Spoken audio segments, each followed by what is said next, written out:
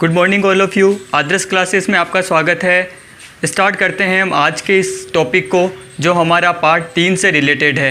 Part 3 जिसका नाम था विश्व जनसंख्या घनत्व, वितरण और जनसंख्या वृद्धि। उसी का जो अगला नेक्स्ट टॉपिक रहेगा हमारा पार्ट 3 का, वो है जननांकीय संक्रमण सिद्धांत। जननांकीय संक्रमण सिद्धांत परीक्षा की दृष्टि से भी बड़ा ही महत्वपूर्ण है, जिसके अंदर आज हम जनसंख्या के पूर्वानुमान को, यानी भावी जनसंख्या में क्या वृद्धि होने वाली है या फिर किस प्रकार की जनसंख्या होगी, इसका पहले से ही अनुमान लगाने के लिए इस सिद्धांत का उपयोग किया जाता है, जो हमारे लिए बड़ा ही महत्वपूर्ण टॉपिक होगा, जननांकीय संक्रमण सिद्धांत। आइए स्टार्ट करते हैं। इसका क्या उपयोग है, यह परीक्षा में किस प्रकार से इसके प्रश्न पूछे जाते हैं और अगर हम इसका अध्ययन करें तो इसका उपयोग कहाँ किया जाता है।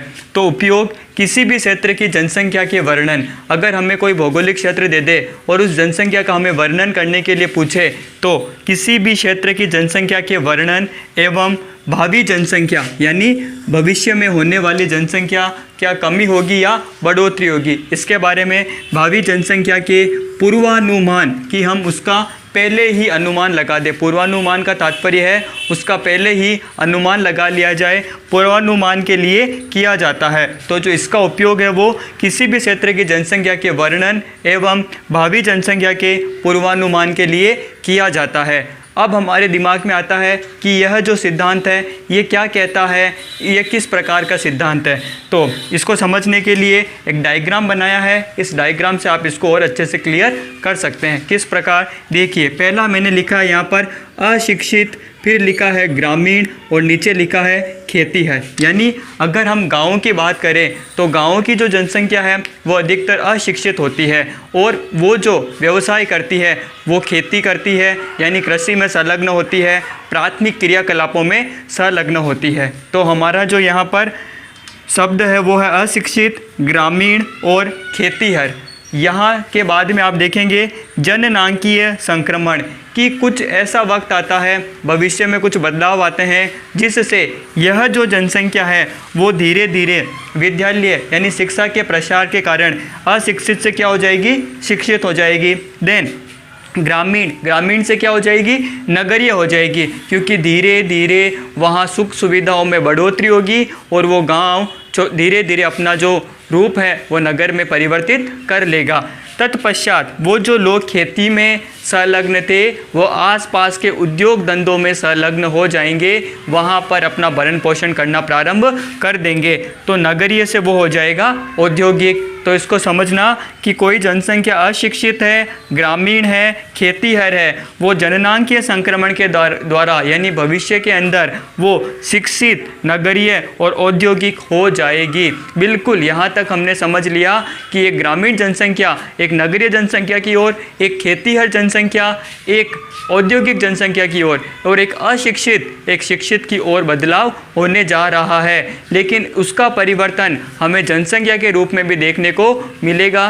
किस प्रकार, देखिए नीचे का बिंदु कि अगर कोई अशिक्षित ग्रामीण और खेतीहर जनसंख्या है तो वहाँ पर आप देखोगे कि अशिक्षित लोग जिनको बिल्कुल भी ज्ञान नहीं है वो जनसंख्या बढ़ाने में ज़्यादा रुचि रखते हैं, और अगर वो ग्रामीण लोग हैं तो वहाँ पर किसी प्रकार का कोई चिकित्सा सुविधा नहीं होगी, तो भी वहाँ पर जो मृत्यु की दर है वो भी बढ़ी हुई होगी। तो मैंने नीचे लिखा है उच्च जन्म दर और उच्च ही मृत्यु दर, यानी यहाँ पर जन्म दर भी ज़्यादा होगी और मृत्यु दर भी ज़्यादा होगी। क्यों होगी? क्योंकि लोग अशिक्षित हैं तो वो जनसंख्या बढ़ाने में रुचि रखते हैं, उनको जनसंख्या कम करने का कोई अंदाज़ा नहीं होता। और ग्रामीण और खेतीहर है तो अगर कोई बच्चा बीमार हो जाए या फिर बच्चे की किस प्रकार ढंग से देखभाल हो ये उनको नहीं पता होता, तो वहाँ पर मृत्यु दर, क्योंकि यहाँ पर चिकित्सा गाँव में चिकित्सा सुविधाओं की भी कमी होती है, तो मृत्यु दर भी क्या होगी, उच्च होगी।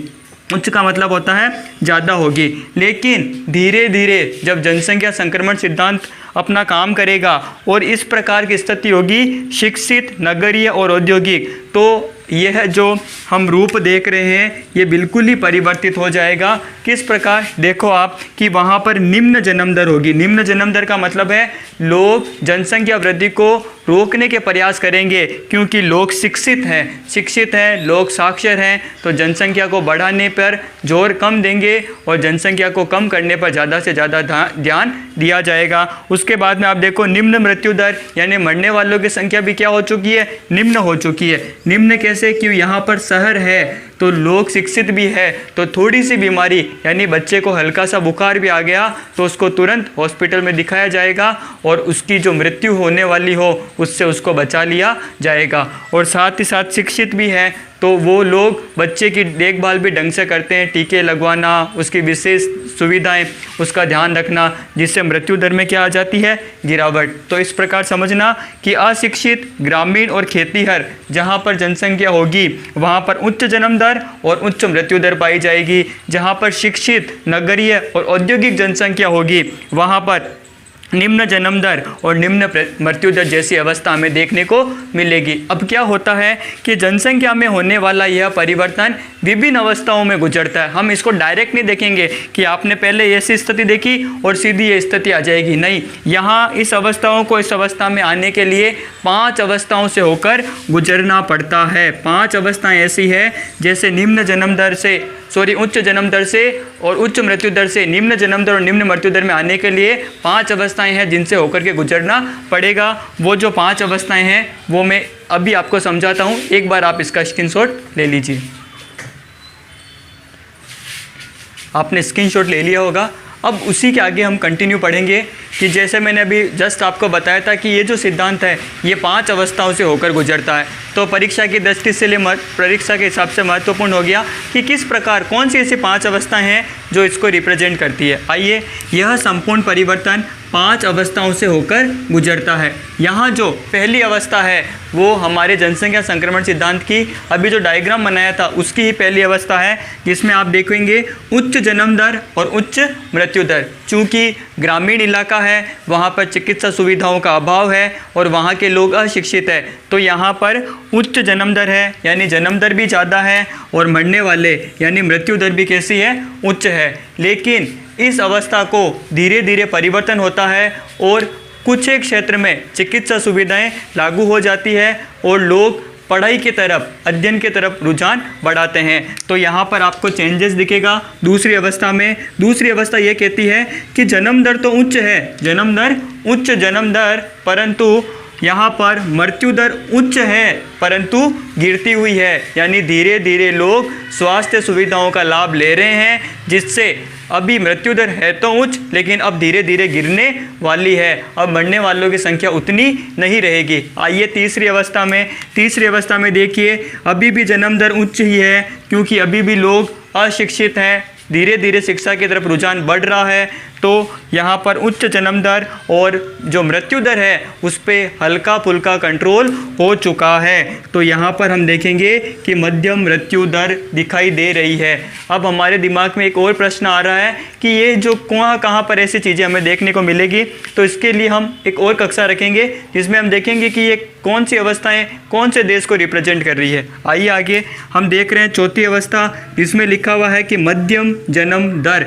यहाँ पर आप जन्म दर के अंदर मध्यम लिखा हुआ देख रहे हैं, इसका मतलब लोग शिक्षा की तरफ आगे बढ़ चुके हैं और उन्होंने अब जन्म दर को भी कंट्रोल कर लिया है। यहाँ पर लोगों ने परिवार नियोजन कार्यक्रम को अपना लिया है, इसीलिए मध्यम जन्म दर हमें दिखाई दे रही है। और जो मृत्यु दर थी उसके ऊपर अच्छी तरीके से कंट्रोल हो चुका है। निम्न मृत्यु दर, अब मरने वालों की संख्या बहुत ही कम हो चुकी है क्योंकि स्वास्थ्य सुविधाएं भी आ गई है और लोग शिक्षित भी हो चुके हैं, तो वो अन्यत्र कहीं जाकर झाड़ फूक की ओर ध्यान नहीं देते। आइए अगला 5वां जो है हमारे पास में वो है निम्न जन्म दर, यानी अब लोगों ने पूर्ण रूपेण जन्म दर को कंट्रोल कर लिया है और निम्न मृत्यु दर, जो मृत्यु दर है वो भी अब काबू में आ चुकी है।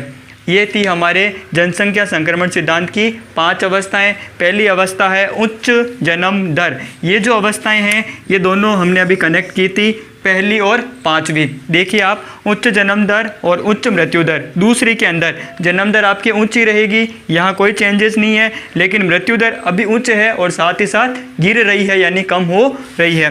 देन उच्च जन्म दर और मध्यम मृत्यु दर, यहाँ पर मृत्यु दर पे कंट्रोल होने लग चुका है। देन उसके बाद में मध्यम जन्म दर और निम्न मृत्यु दर, यहाँ पर जन्म दर हो गई है मध्यम और मृत्यु दर हो गई है निम्न। अंतिम लास्ट एंड फाइनल निम्न जन्म दर और निम्न ही मृत्यु दर। अब आता है कि इनके ऊपर कौन कौन से विद्वानों ने विचार प्रकट किए थे, जो 1 नंबर का हमारे लिए महत्वपूर्ण प्रश्न बन सकता है। तो इसके विद्वान या इसके विचारक है जनसंख्या संक्रमण सिद्धांत के, जननांकीय संक्रमण सिद्धांत के, जो है ब्लेकर, साइमन और बर्गडोल्फर। ब्लेकर, साइमन और बर्गडोल्फर। इसी वीडियो को हम कंटिन्यू रखेंगे, जिसके अंदर मैं आपको बताऊंगा इन 5 अवस्थाओं से कौन कौन से देश जुड़े हुए हैं। अभी तक के लिए धन्यवाद।